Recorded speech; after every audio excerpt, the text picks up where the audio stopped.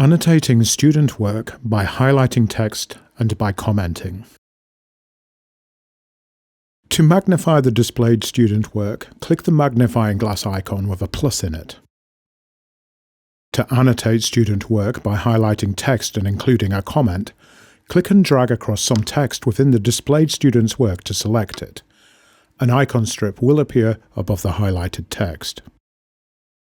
To associate a comment with the text you have highlighted, click the rightmost button on the icon strip. Type your comment into the commenting panel that appears, and then click the Save button in this panel to submit it. To add a comment that is not associated with highlighted text, activate the Comment tool on the main tool strip, and then click where you want the comment to appear on the document. A speech bubble icon will appear where you have clicked, and a new comment panel will appear on the right of the document. Enter your comment into the panel and click the Save button.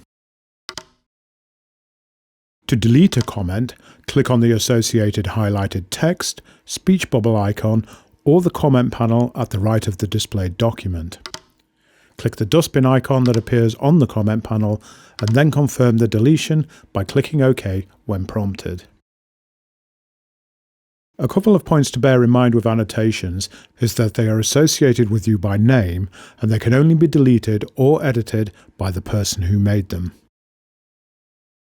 Note that you can also directly annotate student work by inserting text fields, drawing, inserting images, using highlights, strike-throughs, underlines, and undersquiggles.